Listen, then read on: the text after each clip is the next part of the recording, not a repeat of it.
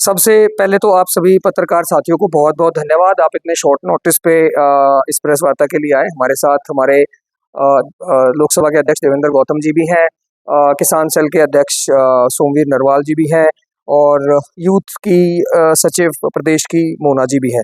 तो हम बेसिकली 2 चीज़ों पर बात करना चाहते हैं। एक तो जो बजट कल डिक्लेयर हुआ है और एक आम आदमी पार्टी की 5 गारंटियाँ। सबसे पहले हम आम आदमी पार्टी की 5 गारंटियों की बात करेंगे। तो जो सबसे पहली और जिसको लेके हम जन-जन तक जाएँगे, आम आदमी पार्टी का एक-एक कार्यकर्ता, एक-एक नेता आज हर गाँव में जाकर आम आदमी पार्टी किस प्रकार से प्रदेश का विकास करेगी, हरियाणा का, और जिस प्रकार से भारतीय जनता पार्टी ने पिछले 10 साल में बेड़ा गर्क करा है, हर व्यवस्था का, चाहे वो शिक्षा व्यवस्था हो, चाहे वो स्वास्थ्य व्यवस्था हो, अगर महंगाई को आप देखेंगे, क्राइम में आप देखेंगे, किसी भी मापदंड पे भारतीय जनता पार्टी खरी नहीं उतरी है और इन्होंने हरियाणा प्रदेश को बर्बाद करने का जो काम किया है, उससे निजात पाने के लिए आम आदमी पार्टी ने 5 गारंटियां अभी हरियाणा प्रदेश के लोगों तक पहुंचाने का हम लोग काम कर रहे हैं। सबसे पहली जो गारंटी है, हरियाणा में बिजली बहुत महंगी है। आम आदमी पार्टी जिस प्रकार पंजाब में 600 यूनिट बिजली फ्री देती है 2 महीने की, उसी प्रकार से हरियाणा में भी 2 महीने का, जो हमारे यहाँ पे 2 महीने का बिल आता है, तो 600 यूनिट बिजली निःशुल्क दी जाएगी हर घर को। दूसरी बात, अच्छी शिक्षा। हरियाणा प्रदेश में आप सभी ने देखा है, भारतीय जनता पार्टी ने 1000 से ज्यादा सरकारी स्कूल पिछले 10 साल में बंद करे हैं। हमने उसके लिए आंदोलन भी करा, हमने पद यात्रा भी करी, हम लोग चंडीगढ़ तक भी गए, परंतु खट्टर साहब के पास टाइम नहीं था हमसे मिलने के लिए। और जिस प्रकार से अगर हम अपनी विधानसभा की बात करें, मैं 54 गांव के सरकारी स्कूल में घूमा हूं, एक भी गांव के सरकारी स्कूल की व्यवस्था ऐसी नहीं है जहां पर कोई भी व्यक्ति ढंग से ये सुनिश्चित वहां पर नहीं हो पाता किसी भी व्यक्ति के लिए कि अच्छी शिक्षा और अच्छी जो है इंफ्रास्ट्रक्चर बच्चों को मिल सके। तो अगर आम आदमी पार्टी की सरकार हरियाणा में बनती है तो सबसे महत्वपूर्ण जो हमारा काम रहेगा, शिक्षा व्यवस्था को सुधारा जाएगा, विश्व स्तरीय स्कूल हरियाणा प्रदेश में बनाए जाएंगे।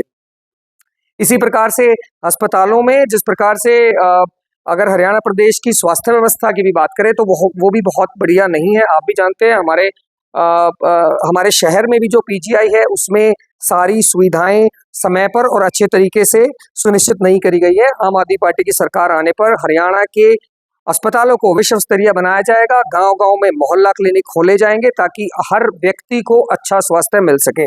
उससे अगली बात, 1000 रुपये पर महिला को आम आदमी पार्टी देगी। 18 साल से ऊपर कोई भी महिला है उसको, जिस प्रकार से बुजुर्गों को पेंशन मिलती है, 1000 रुपये प्रति महिला को आम आदमी पार्टी की सरकार आने पर दिया जाएगा। अंतिम बात रोजगार की। रोजगार में जिस प्रकार से पिछले 10 साल में सरकारी नौकरियों में जो पेपर लीक हुए हैं, सरकारी नौकरियां जो लगभग 2 लाख नौकरियां आज हरियाणा में खाली पड़ी हुई है और उनको भरने का काम भारतीय जनता पार्टी नहीं कर रही है। अगर आम आदमी पार्टी की सरकार बनती है तो जिस प्रकार से भगवंत मान जी ने आते ही पंजाब के अंदर लगभग 60,000 नौकरियां सुनिश्चित करी, जिसमें सरकारी नौकरियां नई देना भी था और जो कच्चे कर्मचारी थे उनको पक्का करना भी था। तो आम आदमी पार्टी की सरकार हरियाणा में बनते ही सरकारी नौकरियों के लिए भी और दूसरे क्षेत्रों में भी रोजगार युवाओं के लिए उपलब्ध कराए जाएंगे। दूसरी बात हम लोग ये करना चाहते हैं, जो कल का बजट आया है, तो बजट जब कोई भी सरकार बनाती है तो बजट मैच करना चाहिए आपके मैनिफेस्टो से। पर हमने जब मैनिफेस्टो को और बजट को मैच करके देखा तो वही वो कहीं दूर दूर तक भी मैच नहीं कर रहा, किसी भी क्षेत्र की मैं बात कर रहा हूँ। सबसे पहली बात, क्योंकि हरियाणा में किसानी बहुत ज्यादा की जाती है, भारत भी किसान प्रधान देश है और 70% आबादी लगभग किसानी पे आधारित है, जिसमें मजदूर भी हैं और किसान भी हैं, क्योंकि किसान खेती करता है उसमें मजदूरों की भी आवश्यकता होती है। उसमें आपको भी पता है 1.5-2 साल तक आंदोलन चला, लगभग 750 किसानों की शहादत हुई। वो आंदोलन अगर उठाया गया तो इस शर्त पे उठाया गया कि कमेटी बनाई जाएगी, एमएसपी दी जाएगी। मोदी जी ने भी चिल्ला चिल्ला के कहा कि हम किसानों की आय दुगनी करेंगे। उनकी मैनिफेस्टो में था कि किसानों की एमएसपी बढ़ाने का ये लोग अपनी सरकार बनने के बाद काम करेंगे। पर जब आप इनका बजट पढ़ते हो, बजट में किसानों को लेकर और एमएसपी को लेकर सरकार ने कोई भी प्रावधान नहीं करा है, बल्कि जो सब्सिडी सरकार देती थी, सब्सिडी जो फर्टिलाइजर्स पे देती थी 25,000 करोड़ की, उस सब्सिडी को भी खत्म कर दिया गया है। उस सब्सिडी को 35% कम कर दिया गया है। तो ये किसानों के लिए भारतीय जनता पार्टी ने करा है। महिलाओं को लेके बात करें तो बहुत विचित्र बात है। हमने मोदी जी के बहुत भाषण सुने और सेंटर में भी सुने और स्टेट में भी सुने और सबने देखा कि ये जो लखपति दीदी वाला जो एक इन्होंने चलाया था नैरेटिव, वो बड़ा इन्होंने चलाया, लखपति दीदी बनाएंगे लखपति, परंतु इस पूरे बजट के अंदर लखपति दीदी को लेकर कोई भी बात नहीं करी गई। उस दिशा में सरकार कितना पैसा इन्वेस्ट करेगी उसको लेकर भी कोई भी बात नहीं करेगी। 4 करोड़ लखपति दीदियों की बात प्रधानमंत्री जी ने अपने मैनिफेस्टो के अंदर करी है, उसमें भी कोई खास बात नहीं करी गई है। तीसरी बात बेरोजगारी की। हरियाणा प्रदेश आप सभी जानते हैं, सीएमआई की रिपोर्ट कहती है कि हरियाणा प्रदेश महंगाई में आज बेरोजगारी में आज पहले नंबर पर है। बेरोजगारी हटाने के लिए, बेरोजगारी उन्मूलन के लिए, सरकारी नौकरियों की भर्तियों के लिए किन्हीं भी विषय पर, इनमें से किसी भी एक विषय पर सरकार ने अपने बजट में कोई प्रावधान नहीं रखा है। ये जानते हुए भी कि हरियाणा प्रदेश में चुनाव भी आने वाले हैं, सरकार ने हरियाणा उस पूरे बजट के अंदर हरियाणा के लिए कोई स्पेशल प्रावधान नहीं करा है। तो ये सारी चीजें हम आपके सामने रखना चाहते हैं। इसके साथ साथ 4 करोड़ मकानों की बात करी थी अपने मैनिफेस्टो में। वो जो 4 करोड़ गरीबों को मकान दिए जाने थे, उन मकानों के लिए भी सरकार के पास कोई प्रावधान नहीं है बजट में। तो बजट कौन सी टेबल के नीचे सेटिंग करके किसके साथ बनाया गया है, वो बड़ा ही सोचने और गंभीर विषय है। इससे अगली बात, बिजली का बिल जीरो करने की, मैं वही बात कह रहा हूं जो मैनिफेस्टो में इन्होंने लिखी थी। हम अपनी घर से बना के नहीं ला रहे हैं, इन्होंने जो मैनिफेस्टो में लिखी थी, जनता का अधिकार भी है, विपक्ष का भी अधिकार है ये पूछना कि अगर आप अपनी मैनिफेस्टो में लिखते हो तो आपका मैनिफेस्टो आपके बजट के साथ और आपका जो प्रपोज्ड बजट है किस किस डिपार्टमेंट के लिए, वो मैच करना चाहिए। पर जब हम इसको मैच करने की कोशिश देखते हैं तो ये कहीं भी दूर दूर तक मैच नहीं होता। तो जीरो बिल बिजली का जो करने की बात करी गई थी, उस पर भी भारतीय जनता पार्टी की सरकार ने ना प्रदेश में और देश में कोई भी बजट में इनका कोई प्रावधान नहीं रखा गया है। अंतिम बात, हाई वैल्यू रोजगार देने की इन्होंने करी थी कि भाई हाई वैल्यू रोजगार देंगे। आपको जान के अचरज होगा कि हरियाणा की जो स्टेट मिनिमम वेजेस है वो लगभग 9.5 से 10,000 के आसपास है। आप सोच के देखिए, हरियाणा का युवा 10,000 में कौन आदमी ऐसा है जो अपना घर चला सकता है? कोई भी एक छोटा परिवार जिसके 2 बच्चे हैं, घर है, उसका 10,000 रुपए में खर्चा नहीं चलता है। तो इसमें मैनिफेस्टो में यह भी था कि प्रदेश देश में जो राष्ट्रीय न्यूनतम वेतन है उसको लेकर भी प्रावधान किया जाएगा। राष्ट्रीय न्यूनतम वेतन को लेकर भी प्रावधान नहीं करे गए हैं। इंडस्ट्रियल बेल्ट जितनी भी है वहां पर दूसरे प्रदेशों से लोग आकर नौकरी करते हैं। हरियाणा प्रदेश के लोगों को 10,000, 8,000, 9,000 में कोई यहाँ से जाके अगर गुड़गांव दिल्ली में नौकरी करेगा तो आप भी समझ सकते हो उसके लिए सर्वाइवल कितना डिफिकल्ट है। और वो रादर मैं कहूंगा संभव नहीं है। कोई अपने 2 बच्चों का पेट नहीं पाल सकता, नहीं पढ़ा सकता, बिजली के बिल तक नहीं भर सकता ऐसे सीजन में। एक अंतिम बात, अब जो बाढ़ का बड़ा अपेक्षित है, बाढ़ एक्सपेक्टेड है क्योंकि मानसून का सीजन चल रहा है। जितनी भी ड्रेन्स हैं हरियाणा के अंदर, और मैं स्पेसिफिकली अपनी विधानसभा की बात कर रहा हूं जो बड़ौदा है, बड़ौदा विधानसभा की जितनी भी ड्रेन है उनकी सफाई नहीं हुई है, नंबर 1। और दूसरा सबसे सीरियस, पिछली बार जो पंप हाउस बनाए गए थे बड़ौदा अपने इस पूरे डिवीजन में, इस डिवीजन में पंप हाउस चलाने के लिए इन्होंने बेलदार रखे थे इरिगेशन डिपार्टमेंट ने, मैकेनिकल ने। उन बेलदारों को आज 1 साल हो गया है। उन्होंने 3-3 महीने गरीब लड़कों ने मजदूरी करी, रात को 2-2 बजे जाके, कभी लाइट जाती थी कभी आती थी, 24 घंटे दिहाड़ी करी, मजदूरी करी, गरीब जो है किसानों की फसल को बचाने का काम करा, गांव को डूबने से बचाने का काम करा। और आपको जान के अचरज होगा कि भारतीय जनता पार्टी की सरकार ने जो चिल्ला चिल्ला के कहती है, जो राष्ट्रवाद की बात करती है, देशभक्ति की बात करती है, महिलाओं की बात करती है, युवाओं की बात करती है, रोजगार की बात करिए, आज तक उन गरीब लड़कों की तनख्वाह नहीं दी इन्होंने। 1 साल हो गया है, 3-3 महीने की तनख्वाह रुकी हुई है। मैं चाहता हूं आपके माध्यम से, और ये मुद्दा ना केवल मैंने आपके सामने उठाया है बल्कि राष्ट्रीय चैनल्स पे भी मैंने कहा है, परंतु सरकार इस पर कोई संज्ञान लेने को तैयार नहीं है और महकमा कहता है कि हमारे पास बजट नहीं है। तो ये विषय है जो मैं गंभीरता से इस पे ये लेना चाहता हूँ। मैं अपनी बात को यहीं खत्म करना चाहूंगा। मैं देवेंद्र भाई हैं हमारे जो लोकसभा अध्यक्ष हैं, उनसे कहूंगा वो विचार। नलिन जी ने शायद सभी बातों के ऊपर प्रकाश डाला है। मैं छोटी छोटी बातें बताना चाहूंगा कि अरविंद केजरीवाल जी काम की राजनीति पसंद करते हैं और पूरे देश के अंदर काम की राजनीति को लेकर आगे बढ़ रहे हैं। दिल्ली और पंजाब के मॉडल को लेकर के हरियाणा के अंदर उतर रहे हैं और बदलेंगे हरियाणा का हाल, हम लाएंगे केजरीवाल कैंपेन हमने करनाल से इसकी शुरुआत की थी। और अब पूरे प्रदेश के अंदर रैली के माध्यम से हमारे बड़े लीडरशिप पूरे प्रदेश के अंदर 90 की 90 विधानसभाओं में आएंगे और इसको आगे की तरफ बढ़ाएंगे। बिजली जो कि बेसिक जरूरतों के ऊपर आम आदमी पार्टी काम करती है, बिजली, पानी, स्वास्थ्य और शिक्षा। बिजली की बात हमारे नवीन गौड़ भाई ने की, जिसमें मैं आपको एड ऑन करना चाहूंगा कि जगमग योजना के तहत मुख्यमंत्री जी बड़े बड़े होर्डिंग लगवा रहे हैं हाईवेज के ऊपर, स्टेट हाईवेज के ऊपर कि 6800 समथिंग गाँव के अंदर हमने 24 घंटे बिजली आती है। लेकिन जगमग योजना के तहत जो गांव इन्होंने निर्धारित कर रखे हैं उनके अंदर भी 6 से 7 घंटे के कट लग रहे हैं। मैं एक गांव को कोट करना चाहूंगा यहाँ पर, गांव रायपुर, जो कि मेरा खुद का गांव है और जिसको इन्होंने जगमग योजना के तहत लगा रखा है, उसके अंदर भी वो कल 3 बजे की लाइट दी हुई, आज सुबह तक वो लाइट नहीं आई। थोड़ी सी भी बरसात या आंधी अगर चलने लग जाए तो तुरंत प्रभाव से लाइट को काट दिया जाता है। बच्चे गर्मी के अंदर सड़ते रहते हैं, परिवार गर्मियों के अंदर सड़ते रहते हैं, ये तो एसी के कमरों में बैठकर अपनी अच्छे से नींद ले लेते हैं, लाइट नहीं आई तो जनरेटर चला लेते हैं, क्योंकि बड़े लोग हैं भारतीय जनता पार्टी वाले, तो उनको जो जरूरतमंद लोग हैं उनकी जो उनको असुविधाएं होती है वो दिखाई नहीं पड़ती है। दूसरी बात शिक्षा की, हमारी सीमा रेखा शिक्षा मंत्री जी, बड़ा अच्छा बयान उनका परसों आया कि जैसा गुड़ गेरोगे उतना उतना तो हमें पैसा देना पड़ेगा, कि आजकल जो गरीब लोग हैं वो भी अपने बच्चों को प्राइवेट स्कूल के अंदर पढ़ाना जरूरी समझते हैं। मैं शिक्षा मंत्री महोदया आपसे कहना चाहूंगा कि वो उनकी जरूरत नहीं है, उनकी मजबूरी है प्राइवेट स्कूल के अंदर बच्चों को पढ़ाना, क्योंकि सरकारी स्कूलों का बट्ठा तो आपने ऐसा बिठा दिया है। आप लोग पत्रकार साथियों ने अपने गोहाना के ही हल्के के गांव के कासंडी शायद वो गांव था जिसको कवर करने के भी आप लोगों ने उसको कवर किया, जिसके अंदर कमरे तक नहीं है, बच्चे एक साइड के नीचे बैठ के पढ़ रहे हैं, टाट के ऊपर बैठ के पढ़ रहे हैं, बरसात आ जाए तो उनको छुट्टी करनी पड़ती है उस स्कूल के प्रिंसिपल को। प्रिंसिपल ने भी अपना जो दुख था वो कैमरे के ऊपर लेके आए थे, उन्होंने बताया भी था, तो पत्रकार महोदय ने उसको अपने प्रिंट मीडिया के माध्यम से भी आपने काम किया। तो सीमा त्रिखा जी, अगर आपकी नैतिक जिम्मेवारी या नैतिक आपके अंदर थोड़ी सी भी शर्म अगर ऐसी बची हुई हो, तो अपने बच्चों को तो आप लंदन दूसरे देशों के अंदर ले जाकर के पढ़ाना की समझते हो, लेकिन एक रेहड़ी वाला, एक पटरी वाला, एक गरीब तबका उस पढ़े बच्चे को सरकारी स्कूल से निकालकर प्राइवेट स्कूल में कैसे पढ़ाए, जहां पर पूरी की पूरी जेब जो पूरे महीने के अंदर वो कमाता है वो उस प्राइवेट स्कूल को देने का काम करता है।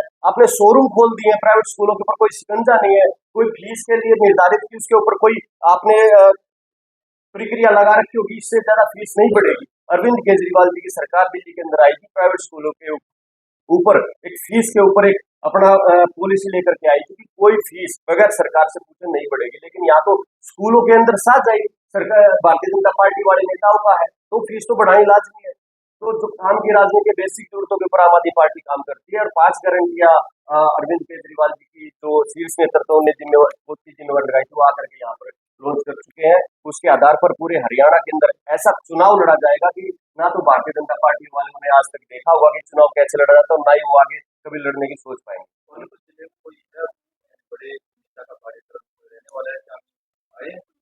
देखिए निर्धारित डेट्स निर्धारित होने लग रही है अभी, क्योंकि उस मानसून का मौसम भी है, तो बरसात के मौसम को देखते हुए उसको डेट्स को आगे पीछे की जा रही है। तो सभी लीडरशिप हमारे संजय सिंह जी हुए, सुनीता केजरीवाल मैडम हुई, अपने राज्यसभा सांसद संदीप पाठक जी हुए, और हमारे भगवंत मान साहब हरवंत प्यारे मुख्यमंत्री पंजाब के, वो भी पूरी लीडरशिप अपनी हरियाणा के अंदर लगी थी और दमखम के साथ चुनाव प्रचार। सुप्रीम कोर्ट ने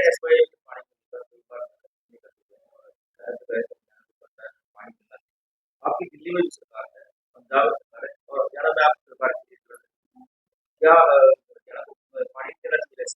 देखिए ये मुद्दा जो है राष्ट्रीय मुद्दा है, हम स्टेट की लीडरशिप है, हालांकि हमारा कोई इसके ऊपर शीर्ष नेतृत्व हमारे से जब आप आते हैं तो उनसे क्वेश्चन करते हैं, लेकिन मैं फिर भी इसके अंदर एक एड करना चाहूंगा। ऐसे 2 बार मौके आए हैं कि जब पंजाब और सेंटर के अंदर और हरियाणा के अंदर कांग्रेस और बीजेपी दोनों की गवर्नमेंट है, लेकिन किसी ने भी इस मुद्दे को हल करने की कोशिश नहीं की, क्योंकि ये मुद्दा एक ऐसा राजनीतिक मुद्दा बना के रख दिया जिसके ऊपर राजनीति होती है। अरविंद केजरीवाल जी ने स्पष्ट कहा था कि एसवाईएल के मुद्दे का हल अगर प्रधानमंत्री जी के पास नहीं है तो मुझे बुलाइए, मैं आता हूँ, चाय पे चर्चा करते हैं और इसका हल निकालते हैं। सुप्रीम कोर्ट ने भी कहा था कि दोनों राज्यों के मुख्यमंत्री को बैठाइए और प्रधानमंत्री जी हस्तक्षेप करें और दोनों को समझा करके इसका हल निकालें, लेकिन नहीं निकल रहा, क्योंकि राजनीतिक मुद्दा खत्म हो जाएगा भारतीय जनता पार्टी का। लेकिन मैं आपको विश्वास दिलाता हूँ कि जिस दिन, क्योंकि ये समय आएगा, समय परिवर्तन होगा एक दिन, तो जिस दिन हरियाणा के अंदर और पंजाब के अंदर और केंद्र के अंदर अगर आम आदमी पार्टी की सरकार आई तो इस मुद्दे का हल भी निकलेगा और हम तैयार है।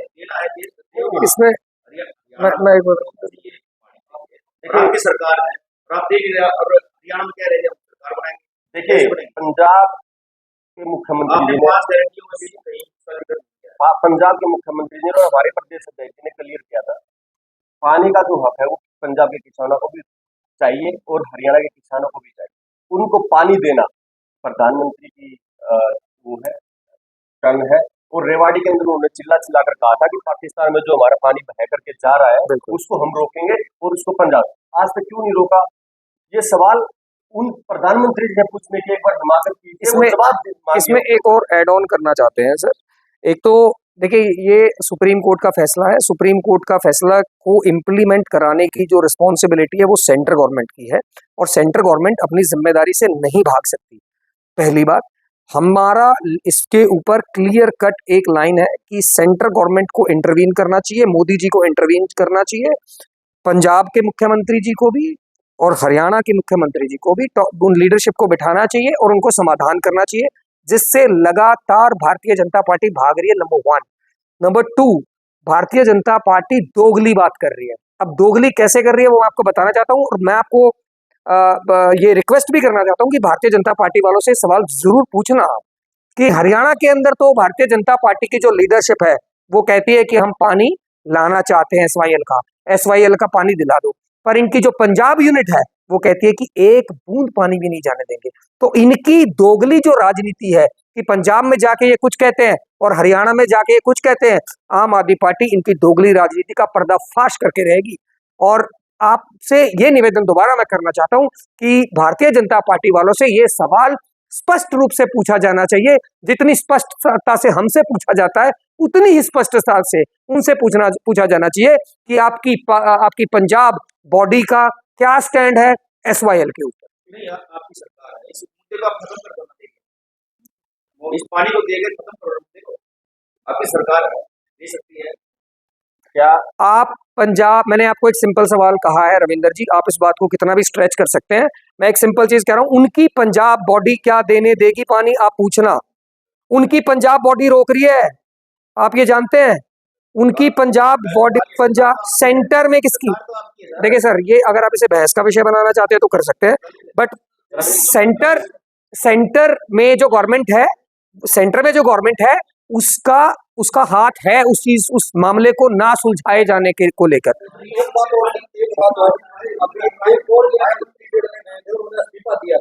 केजरीवाल को नैतिकता के आधार पर इस्तीफा नहीं देना, कहीं भी संविधान के अंदर ऐसी चीज नहीं लिखी हुई। ये तो सुप्रीम कोर्ट के चीफ जस्टिस जिसने अभी जब सुनवाई हुई थी उसने क्लियर कर दिया कि वो उनका अधिकार है, वो इस्तीफा दे या ना। 240 सीट आने पर नहीं, मोदी 400 पार मतलब पार्टी पे कौन से बड़ा कौन सी नैतिकता? आपको नहीं पता ये जो चल रहा है शराब घोटाला, शराब घोटाला, क्या आपको नहीं पता कि मतलब जिस प्रकार से जो हथकंडे आम आदमी पार्टी के नेताओं के ऊपर बनाए जा रहे वो बनाए जा रहे हैं? ये लंबा हो जाए। हाँ हाँ हाँ प्लीज। 2014 में भी आम आदमी पार्टी विधानसभा चुनाव हुआ है, 2019 का चुनाव हुआ है, तो फिर भी उन्होंने नहीं लड़ा। क्या 2024 में भी ऐसा करने वाले? एक बार दो चुनाव का शुरुआत तो करते, लेकिन जब चुनाव का समय आती है तो पीछे भाग हमारे 45 कैंडिडेट्स 2019 के अंदर उतरे थे। नहीं कोई नहीं, कंटिन्यू करो। 2019 के अंदर हमारे 45 कैंडिडेट्स ने चुनाव लड़ा, नहीं किया था, लेकिन 2024 के अंदर 90 की 90 विधानसभाओं, जैसा कि हमारी सीनियर लीडर उत्तर प्रदेश की ने बोला है, पूरी दमखम के साथ चुनाव लड़ेंगे। कोई से क्या कोई संकट नहीं, गठबंधन का काम भी ऊपर सीनियर लीडरशिप का है, हमारे को जो आदेश है वो हम कर रहे हैं। देखिए 2024 में आम आदमी पार्टी चुनाव लड़ेगी और ऐसा चुनाव लड़ेगी कि दुनिया देखेगी, आप भी देखें। मोना सिवाज जी हमारे यूथ की प्रेसिडेंट। बजट आया है जिसको हम अगर कोई निकनेम देंगे तो वो निकनेम हो सकता है कि नीतीश नायडू बजट। उसके ऊपर जो महिलाओं और युवाओं के लिए जो है, मैं उस पर स्पेसिफिकली बोलना चाहूँगी कि महिलाओं के लिए सबसे पहले तो देखा जाए तो ना ही तो महंगाई कम हुई है, महिलाओं को उम्मीद थी कि किचन की छोटी-छोटी चीज़ों में जो भी खाने-पीने की चीज़ें हैं उसमें, गैस में, हर एक चीज़ में कुछ रेट्स कम होंगे तो उनको कुछ रिवायत मिलेगी, लेकिन ऐसा नहीं हुआ। दूसरा, महिलाओं की सुरक्षा पर भी इस बजट में कोई खास बातचीत हुई नहीं। दूसरा, युवाओं के लिए ये जो आधी-अधूरी सी नौकरी देने का इन्होंने वादा किया है, पहली बात तो ये भी एक जुमला ही है। क्यों? क्योंकि ये कहते हैं कि हम जो 500 फॉर्च्यून कंपनीज़ हैं, उसमें हम नौकरी देंगे 1 करोड़ युवाओं को। और अगर देखा जाए तो पूरे वर्ल्ड में भी 3 करोड़ एम्प्लॉइज़ नहीं है इन 500 फॉर्च्यून कंपनीज़ के अंदर। तो आप एक ही देश में 1 करोड़ लोगों को कैसे एम्प्लॉय कर दोगे? तो ये भी एक मेरे को लगता है कि सिर्फ एक जुमला ही है, और ना तो युवाओं की बेरोजगारी को लेकर इन्होंने कोई इसका समाधान निकाला इस बजट के अंदर, जो कि इस बार शायद लोकसभा चुनाव का सबसे बड़ा मुद्दा था, लेकिन फिर भी इन्होंने इसका कोई हल नहीं निकाला है। तो ये बजट सिर्फ नीतीश और नायडू बजट बन के रह गया है, इसके अलावा इसका आम जनता को कोई इसमें सहूलियत नहीं। सोमवीर जी और हमारे किसान सेल के अध्यक्ष हैं जिला सोनीपत। सबसे मुझे पता है कि जब भी चुनाव लड़ा है भारतीय जनता पार्टी ने, किसान और मजदूरों को सबसे पहले उनके बारे में बोला रहा है कि हम ये करेंगे, लेकिन जब भी बजट आता है किसान और मजदूर के लिए कभी भी कुछ नहीं होता, कभी भी। अभी जब धरने पर हमारे किसान भाई बैठे थे, जब मजदूर भाई बैठे थे, तब भी तो यही बोला गया था कि C2+50 MSP की गारंटी हम ला कर देंगे, और धरना तभी किसानों ने खत्म किया था। लेकिन जब भी ये बजट हुआ है, एक बार बीच में ये बोला गया है कि हम MSP पर कानून बना कर